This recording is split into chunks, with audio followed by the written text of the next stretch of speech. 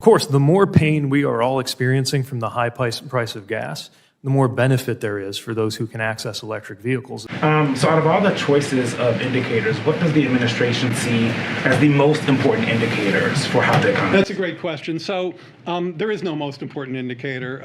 I could tell you stories about my family and some of the orders that I've seen come in from our own consumer preferences. This is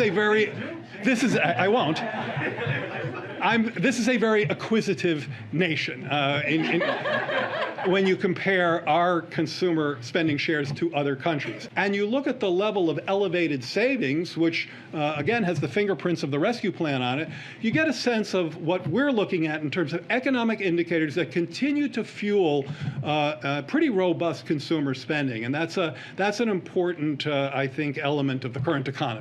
So it's about making a choice between what is the short term and the medium term so that we can make sure we have enough oil and gas to support us through the transition, and what are the kind of steps that we don't want the oil and gas industry to take that would have long-term consequences when we don't want new major projects that would take 20, 30 years to become profitable. So we have to make that differentiation to make sure that the American consumer has what it needs to grow our economy and the global economy, but not take steps and endanger the climate work that we're trying to do to make sure that we're on a better footing to accelerate the transition. Senator Manchin said that he is a no-go on the climate deal because he has concerns about inflation. Is there a scenario where you all try to wait for better inflation news and then try again on that front?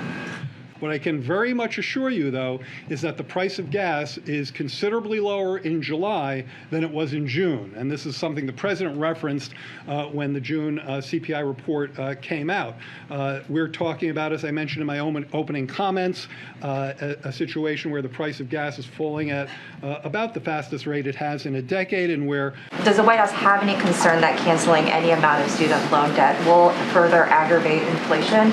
And what kind of a status update can you give us on the president's deliberations on that? Self has said, and NEC Director Brian Deese has said, that if you think about the inflationary implications of student debt relief, and you think about those of restarting payments, they push in different directions, and we think that we think broadly speaking that those effects would essentially neutralize. Showed his overall job approval rating a bit earlier. Here it is again.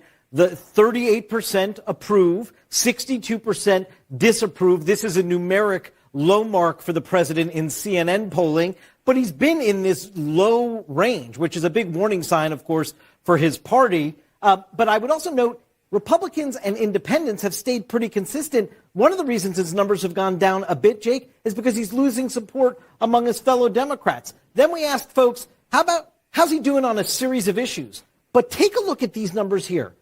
On the economy, he's at 30% approval, below his overall approval. And on inflation, only 25% of respondents approve of how the president is tackling what is the most pressing issue by far, people say, in terms of how the economy is impacting their family. So then why do you think that, you just laid out the costs of inaction? Clearly, Senator Manchin believed that the cost of action was too high in the face of high inflation.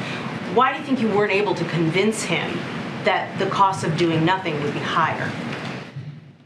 I just don't have a great answer to that question. I personally, and I think lots of other people, or 81 million people who voted for him, find him extremely convincing on this. And when he says, when fighting Joe Biden says he's going to keep fighting for this issue, I think we should all believe him. But you also kind of took a sigh of deep breath when asking the inability to convince Manchin on climate change. How is the reduced or the smaller reconciliation package?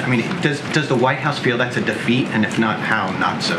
Not even close. The accomplishing the prescription drug agenda that the president has been talking about and achieving that would be an absolutely landmark goal. Considering where the original proposal was, So I see where you're going. So considering where the original proposal was, Joe Biden is someone who's been pulling legislative rabbits out of hats for 3 or 4 decades now, and he's going to continue to do so. So whatever paths are open to us, we will take. When those paths are closed, we're going to find other paths. That's how important this agenda is. And a global tax deal that this administration has led the world in sealing, but now because of the dropped tax provisions in reconciliation, the United States will not be in compliance with the deal that it negotiated, essentially. How can you possibly expect the rest of the world to follow along if the U.S. is not going to actually be in compliance with the deal?